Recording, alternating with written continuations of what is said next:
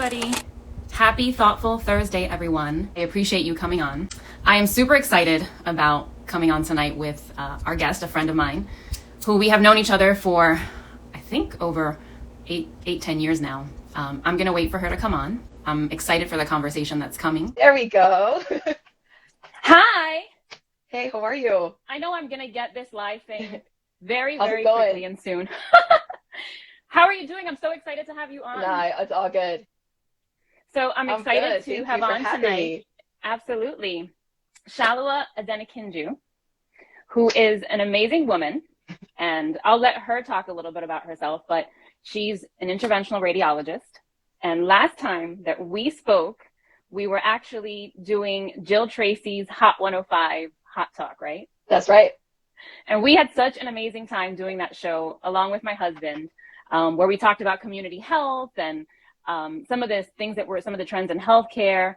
And we had such a great time. So I said, we have to do this again and talk a little bit about, our lives and how we're, kind of coping and keeping everything together. Absolutely.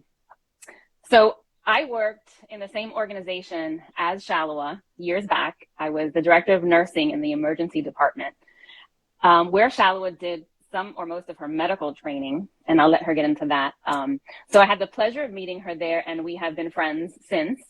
We won't even say how many years because, we still, got to keep that within. But a lot of different paths have taken us, down different roads. Yeah. I know that you're no longer in Florida. Right.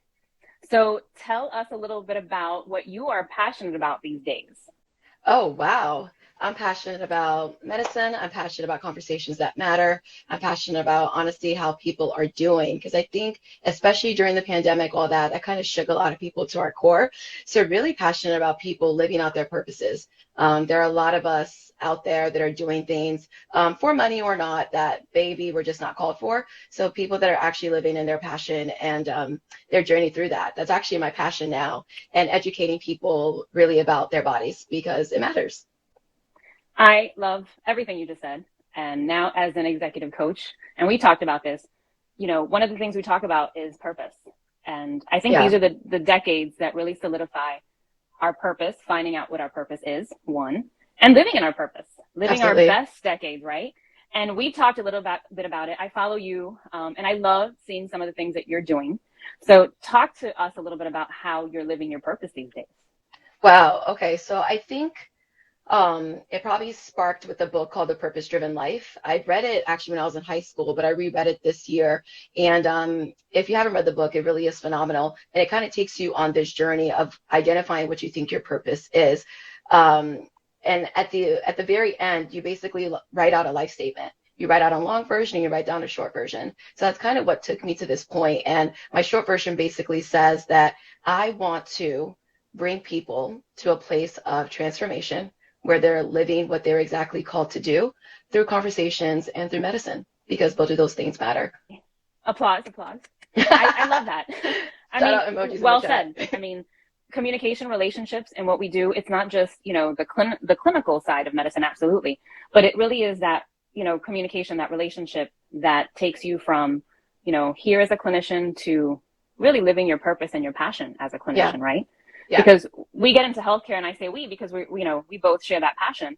We get into it to really create impact for others and also, live our own purpose because we do it because we care and we want to see people not only be in the hospital, but go home, right? That's our passion. And I love that. I couldn't have said it any better. And I love that medicine is one of your passions, not completely who you are, but one of your passions. So I like that you said that. And I know that medicine in itself right now in healthcare has been really challenged, right? In the last couple of years, needless to say why, right? Right. So it's interesting because I saw in one of your posts, you were talking about, mental health and healthcare workers, and that has resonated in the healthcare world for several years now. I think the past decade, more so in the last couple of years. Yeah. And we were talking about, what has been happening, especially in the physician world. And I read recently, I told you about it, that, 60+% of physicians are showing at least one symptom of burnout, right? Yeah. Which is huge. I think greater than it has ever been. I think it's in the medical community, you hear a lot about it, but I think it also relates to a lot of other professions and industries as well. I don't think it's just healthcare at this point. Absolutely not. Right. And I think, it was really, and reading the article, it even said that 70% of them were dissatisfied with, what you call work-life balance, which, I don't use, but were dissatisfied with, their health, their work-life barriers, boundaries, so to speak. So talk to me a little bit about, what that means for you and things that you're doing to, preserve and protect your own sanity in this field. Right. Like we were talking about now, there's a theme of balance, not burnout, simply because people are tired of doing things just for the money. I think it's because our priorities have really shifted. It really is not just about a paycheck, but really more so, is this what I'm doing aligned with what I'm called to do? And is it worth it? And I think when people lose sight of if it's actually worth it, that's when the burnout can actually start to come out. So what specifically I did to help me combat that, because I definitely was there earlier in this year, I had to shift my priorities. I had a complete mindset shift. And sometimes that actually comes from, it could be something traumatic, or it could be something where you hear someone speak and it makes you realize, hey, what exactly am I doing? And I think that's kind of like the power of your community. If your community is shifting you to always be checking, is what you're doing today in line with where you want to be in 10 years or 5 years, that's a really good way to keep kind of showing up every single day. So the biggest thing I did was shift my priorities. I had to define them. And honestly, when I defined them, medicine was actually number 4 or 5, which is ironic because you spend 15 plus years training. The culture of medicine teaches you this is who I am. And I think that's honestly not unique to medicine. That might be if you work for an organization or et cetera, you buy into whatever Kool-Aid that they're selling, which you should to an extent, but you shouldn't sell your soul because of it. So I think that shift for me happened when I completely reset my priorities and started living my life according to those, every single step of the way. I love what you just said. You talked about mind shift changes. You talked about really identifying your priorities, and you really do have to list them. And especially with my clients, this is a true exercise in life management, right? And once you list them, you realize, I think a lot of people associate who they are with what they do. Absolutely. And I've been a victim to that too. In all Me honesty, too. I am Erika, Right I'm a here. nurse, right? Right. I am Salewa, I am a physician. I am this one, I'm an MBA. I am a CEO. And I think that's really, we've started to shift that, because if you really do, align, hey, if I say, what are your top 3? I'll ask you, Shallow, what are your top 3 priorities in life right now? My top 3 priorities is God, number 1. Number 2, it's my family or my chosen family. And number 3, making sure I'm using all of my gifts to make other people better. That's it. I love that you shared that. And thank you for sharing that, because what I wanted everybody to notice is that medicine wasn't in the top 3, right? Nope. But it's absolute, and I know that you're passionate about it, and I know that you love it, and we're called to do what we do. But when you start to prioritize and value the entire, so to speak, wheel of life, you really notice how many other buckets make who you are as a person. Right. And that creates a balance, a healthy balance that we talk about, and it actually helps filter out a lot of the noise in our life. So yes. I'm a complete victim of making things the worst case scenario out like that's actually what's going to happen. So once I reset my priorities, it took a lot of the pressure off, the pressure to perform, the pressure to put all my eggs into that one basket, when I realized that's actually priority number 6. So it may not matter as much to who exactly I am at my core. And I think having, and I love that, because you really understand where that fits in your wheel of life, right? Yeah. Because at different times in your life, the energy has to be shifted, right? And when I say energy, I literally mean energy, because, the energy to be a healthcare worker, the energy to be a physician, the energy to be a mother, the energy to be a wife, the energy to be an entrepreneur, all these things require a ton of energy from us. Right. So really understanding what is it that I really value, and what am I working on in the next, 30, 60, 90 days where I need to maybe shift my energy, so that you're preserving your energy where you need it and you're utilizing it where you need it, so that you can show up in your best self for all those situations. So I love. So what kind of things are you actually telling your clients? So these are the conversations that I'm having actually on a daily basis with not just the healthcare workers, but everyone. And we go through the exercise, what is it that you value? What is it, like we just had? And then what are you doing about it? What are you doing to prioritize what you value? As an executive coach, there's a lot of action items that I like to do. Okay. So, I challenge people. I say, so what is it that you're doing? So if that's your number 1, how are you making it number one? How are you making it number two? And how are you making it number three? Not just tell me, show me. Putting your money where your mouth is. Honestly, we're talking right now, and I'm honestly thinking about the people who, let's say they are burnt out, right? They are burnt out, but they have to provide for their families. They got to pay rent. How do you combat the real responsibilities with your actual passion so that your action list lines up? Well, who's the coach here? Hold on a second. What's going on? No. See, it's all you, all you.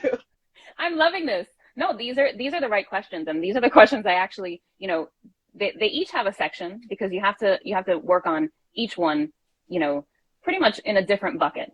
And first of all, it depends, because when we talk about burnout, there's different levels of burnout, right? Mm-hmm. So I have to meet the client people where they are, and it depends where they are in their life. And obviously, just like you, we have to, I want people to be absolutely functional, because I want them to be functional to optimal, because I know that they have to provide. And in 2 weeks, something's got to be paid, right?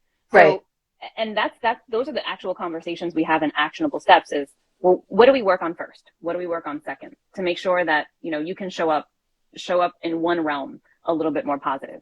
And you don't work on everything every week. You work on one or two things at a time, because, getting through the levels of burnout doesn't just happen, right? Right. Burnout right. isn't like yesterday I was fine, today I'm not so good. Right. There's years. Sometimes it's years of, whether it's a work situation, whether it's a life situation, or multiple situations on top of each other for prolonged periods of time, cause different types of burnout. So, and I know we talked a little bit about it, and I think that, balance, healthy, setting healthy boundaries and barriers in your personal and professional life is extremely important. How you dedicate your time. And I often have clients actually list out to me how much time, literally, in like how many hours, minutes they spend on different things per week.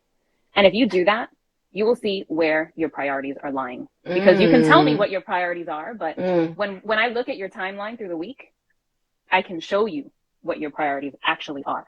That's good. That's a good self-check. Yeah. And it's some work. It's work. But there's great, I love working because these are high achievers. Most of actually all of my clients are high achievers. So it's awesome to see the possibilities, the mind shift changes like you talked about. It's so awesome to see people shift and have a realization that, they're may not be living in their purpose, or wow, I can do that. I should be doing that. Let me make some changes. It's great to see the transformation that can happen, the happiness that can happen. That people just, that's why, people like me exist in our profession, not just clinically now, but, I'm a holistic, coach after 20 something years of being in the clinical world. It serves me to be more holistic. So it's a nice approach to have, because I can talk about your business. I can talk about, opening practices. I can talk about clinical care, and meet you where you are. Because I know it's a sensitive group, right? Yeah. And then where do we go from there? Like, we talked about what do you do to protect and preserve your sanity once you're doing one or two things that make you better? And what do you do now that you're moving along? What do you do? To protect my sanity, I actually realized the reason I actually landed in a period of burnout was because the things that actually make me who I am, that bring me great joy, I was no longer leaving room or margin to experience those things. So in order to keep my sanity, I'm making sure I have margin in my life to be able to experience the things that bring me joy, that I find that I put value in, whether that's being around my community. That could be your chosen family or your actual family. Number one. Number two, serving the community in some way, shape, or form. I was talking to one of my good friends yesterday, and she was like, why are you doing this specific thing in terms of medical education, et cetera? And I just told her it's community connection. That brings me a joy that money can't really buy, So it's actually leaving margin for the things that I identify with that bring me life. And that's so important, because I think we lose sight of the things that bring us passion in our lives. Yeah. Because the things that bring us happiness and passion, they bring us joy, and they bring us closer to our purpose. And sometimes we forget that. We say, hey, this makes me really happy. I'm passionate about this. You should be doing more of that. Right. So how are you making that happen? It's funny, one of the wake-up calls I got was from one of my mentors, and this can be applicable to if you're a physician, if you're a coach, if you run a business, or if you're a police officer. Like that, he literally said to me, he was like, the hospital's not going to love you back. If you, God forbid, end up somewhere, you get in a car accident, who's going to be there for you? It's not going to be the hospital. It's not going to be the precinct if you're an officer, and it's not going to be your law firm if you're a lawyer. Do you know what I'm saying? And that really made me it was another one of those aha moments, because I realized I have to pour out into the things that pour into me. I think that's such great insight, right? And that's the insight that we have to be kept in mind of, right? That keeps us in check, because you're right. Who's going to show up for me? Who is going to show up for me? So the things that are going to fill you up are the things that you're passionate about. And the more of that you do, the more you are going to find what your purpose is if you're kind of confused as to what that is. And if you know what it is, the more you're going to live in your purpose. And the happier you will be. I will say, though, it doesn't come easy. Like you were the first person that mentioned work-life boundaries to me, not actual balance. And it can be challenging to set up a boundary. So my question really is now, if I know I want to set up this boundary because it's going to be good for me, for my soul, it's going to leave me margin to my purpose, how do I actually make that into a step that makes sense and it's not going to step on people's toes? I love this question, because this is it's easier said than done. Absolutely. But it is an actionable item. So it depends. So for an example, this could be a whole, several sessions, depending on, especially healthcare workers, I think have a tendency to overspread themselves, and, in all areas of their life. They overextend, not only as healthcare workers, in everything they do. They just have to do everything to the fullest, and to the point that there is also a layer of almost exhaustion and burnout. Yeah. So we go through and identify where the barrier is really needed. Where are you overextending? And some of those, actually a lot of those, are crucial conversations that need to be had. I've noticed a lot, and I'll just say this as an example, family members, right? Or friends that, and I had to actually do a timeline with a client. I said, because there was a lot of misused time, that we could see. And I said, well, why don't you jot down for me this week how many hours you're spending with these people that you kind of think you are not serving you, and that are not, making you greater and better. And they realized they were spending like 8 hours with these people over 1 week. And I said, do you know how many hours that accounts to for the month? Right. What about the year? So, those were crucial conversations. And sometimes I just tell them, well, why don't you start becoming less available? Why don't you start doing something that you are not doing in those 8 hours that you really need, should, or want to be doing? And the conversation then becomes a lot easier when you become a lot less available, right? Because you're doing something for you, and then in turn you are unavailable. And you start doing more and more of that, right? I'm going to the gym. I'm going to get my checkup. I'm going to spend some time with my kids. I have this planned. That starts to get a little bit easier to start there. I tell people, start becoming unavailable. So you don't even start it off with a conversation. That can probably come up confrontational. Correct. Because the switch is not just to have the conversation and do nothing with it, right? It's not just that I'm just going to create this boundary. And you have to realize that what you're putting into that time, the time has a meaning, and it's our biggest commodity, right? Especially the older we get. Right. So why am I creating that boundary? Because there's a need that I have. There's something that I really want of myself that I'm not getting from the time that I'm spending with doing XYZ. Yeah. So I think that becomes the real conversation. It comes back to you, because there's less focus on the people. Sometimes we think it's about the people around us, and it's really not. It's really about us and what our wants and needs are. Choosing you sometimes is really hard, though. It's very hard. Yeah. I know I was at a conference in April, and it was very interesting that the facilitator, it was actually with Lady Legacy League, an amazing group in New York City. And we asked a question. We said, who is number one in your life?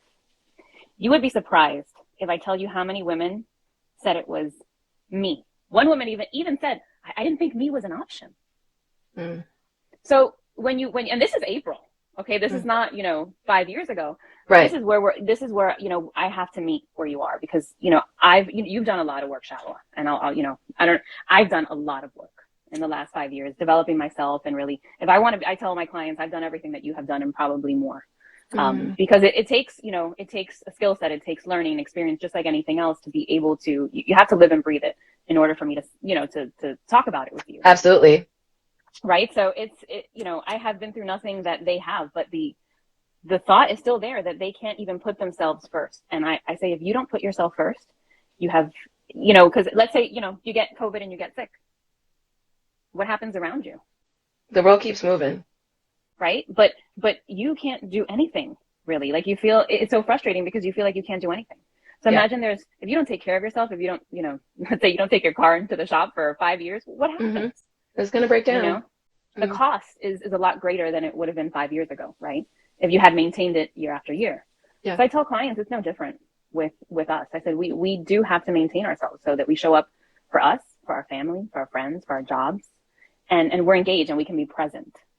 I love If not, these things just cloud your mind, your body, your soul. 1,000%. When I was kind of walking on this journey of transitioning from being burnt out to actually choosing myself and realigning, I remember one of the first things I did, because I remember it made me I was like, oh, this is really savage. And is it okay if I do this or whatever? But I literally just put my phone on Do Not Disturb. I made my goal list for the day and I put my phone on Do Not Disturb. And of course, when you do that, that's when everyone and their mama is calling you. But I told myself, I have a mission today. Once I complete that, I can attend to them. And it did come with mixed feelings, but I felt so much better because now I was able to be fully present when I was with them. Does that make sense? And I was fully myself and a better version of myself, actually. I love that analogy. I love the do not disturb analogy. And I like Jessica's comment. She says, you can't pour from an empty cup. Yeah. And you need time and energy to refill it, right? The iPhone is sometimes smarter than we are, I think, because at night I can put my phone literally on the focus button is the do not disturb button. So I tell people interchangeably, I'm like, that is such a good analogy because when I want to focus, I have to put on a do not disturb. And I tell people, I'm like, so what do you need to put on do not disturb in your life in order to focus? Wow. Right? Like if our phones can do it, we need to do it. Mm-hmm. So that's a huge, if you think about that, you're like, wow, I need to take some time for me. Who do I need to put on do not disturb or what things and align it back. I love what you said, and align it back to your priorities. Right. Align it back. And once you start, everything starts kind of coming together little by little that you're just like, oh, wait, I'm aligning my priorities. I'm doing more of what I love, spending more energy and time on the things that make me happy. I'm feeling better. It all starts to kind of make sense to start creating some different habits, right? Absolutely. And we've talked about some of the great habits that you created, so I want to talk a little bit about that too. So tell us some of your habits for success and sanity these days. I think it's all how you start the day. Honestly, the first about 90 minutes of my day I don't talk to a single human being. And that's going to look different for multiple people, but I realized if you start the day well, it's just like it can only get better, or you're better equipped to actually take on whatever life might throw at you. So every day in the morning, the first thing I do is I pray, I read. My brother knows this. I like time slot my whole day. I love that. I read for about 30 minutes or so. That can either be the Bible or the book that I'm using at that time to kind of edify me. And then I go work out. That's literally what my first 90 minutes or so looks like. And it helps me be centered. It helps me because I've already achieved at that point 3 things on my quote unquote daily to-do list. So I can say, come on, bring in the day. So that's probably those 3 things. Reading, not talking to a single soul, and working out. That's my me time. Reading, quiet, and working out. I love it. Yeah. And those are 3 wins. Those are 3 wins that you've already celebrated before noon, right? Oh yeah, way before noon. Or before 7 a.m. for some people. yeah, right. And I tell people these are the small wins, and I really believe in the morning miracle. I ask a lot of my clients about, and that's an Audible, by the way. It's a great book if you don't have a morning routine. I think a morning routine is so critical that, for those of you that don't have it, start with, 5-10 minutes in the morning and make it yours. Because sometimes it's the only 5 and 10 minutes that you're going to get for yourself the entire day. Facts. And make it amazingly special for yourself. I don't care whether it's a cup of coffee and sitting there reading.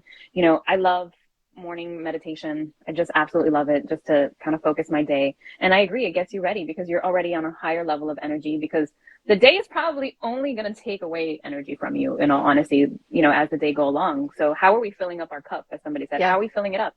Daily, putting on the armor, filling up our heads, filling up our soul, sanity, spirit, whatever, if you're religious, if you're not, if it's an Audible, if it's, I definitely agree that having some sort of routine is a preparation for success for everybody. So I love that. And I thank you. I will say one other thing that I do.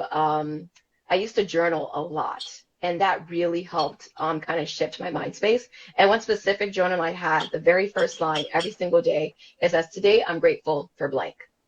And it caused me to think of something that I'm actually grateful for. And that little thing, they've actually done studies on this. People who actually reflect on things that they're more grateful for end up approaching life with a much more positive and fulfilling approach versus someone that's angry or bitter all the time. So 100%. you could try it. I actually have a gratitude journal that I absolutely love to use. Whether you say it, you write it. Some people really believe in the power of writing. But even saying, 3 to 5 things that you're grateful for, writing them down changes your mindset very quickly. You could be driving, you could be in the morning meditating, but the act of giving gratitude really changes the focus of your day, and it changes the way that your energy completely. So I challenge all of you that if you have not tried just being grateful, that could be something that you start as a morning habit. Just 3 to 5 things that you're grateful for every day. Say it, write it. It's a great practice. And it really does focus, what you have. And we have exactly what we need right now, right? And it helps you practice that mentality. To be in the now, to be present. So, I see here, I enjoy journaling, and using a daily planner helps me stay accountable to myself 100%. I'm a huge planner fan, if anybody knows me. I have my own that I work with my clients that I developed because I think it's very important to be able to stay on track and hold yourself accountable every week. Because the weeks turn into months, turn into quarters, turn into the year. It's October. It's October. The end of the year is coming. Like, where did it go? Right. And talking about that, anything exciting that you're looking forward to in the next month or two? The holidays, actually. Thanksgiving's around the corner, and then Christmas. So my family keeps expanding every year. My sister just had another son this year, so looking forward to just spending time with them, really. Congratulations, Auntie. Thank you. Someone said Christmas is tomorrow. That's what it feels like. Christmas is tomorrow. Hello. It's already Thanksgiving. You go out. I'm mixed. This is the season that I'm a little confused because I'm like, it's Halloween, it's Thanksgiving, it's Christmas. It's a lot. So, especially if you have family coming, but there's a lot to be thankful and grateful for, especially now at the end of the year, to really reflect on. And, coming into the last quarter, it really helps us, focus and achieve even greater goals for 2023. And how am I going to challenge myself? How am I going to challenge those around me? How am I going to stick to some habit, to some routine that I want to really, really sustain in the new year? And I love forming those habits and helping healthy lifestyles.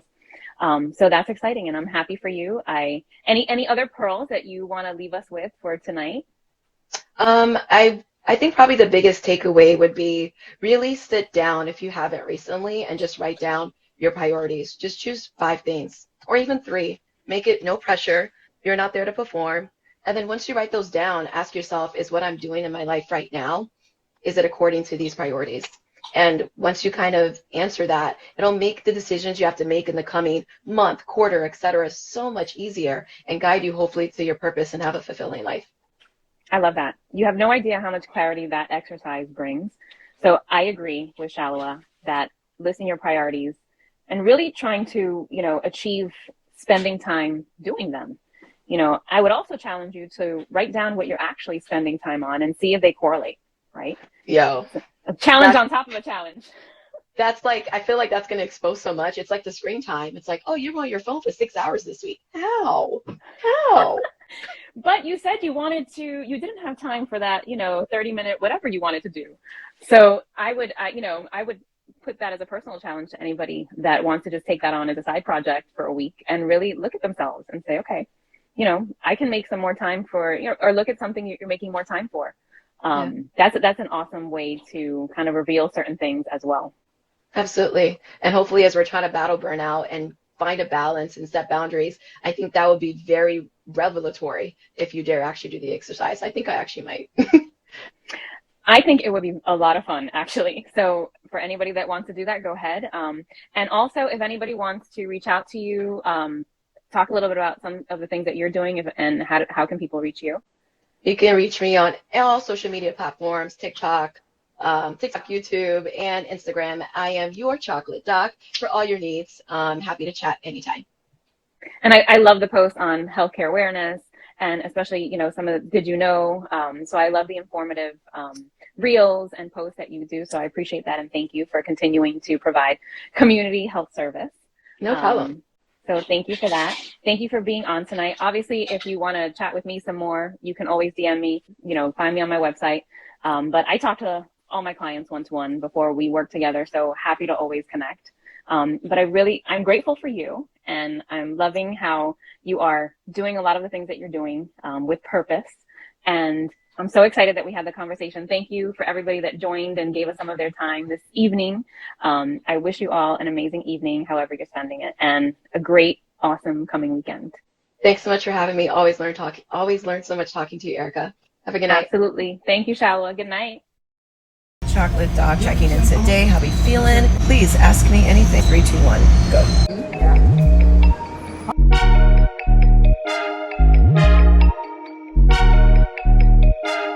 How'd you make that transition? Being an athlete to a doctor. Here we're seeing a bunch of black lines. Let's break it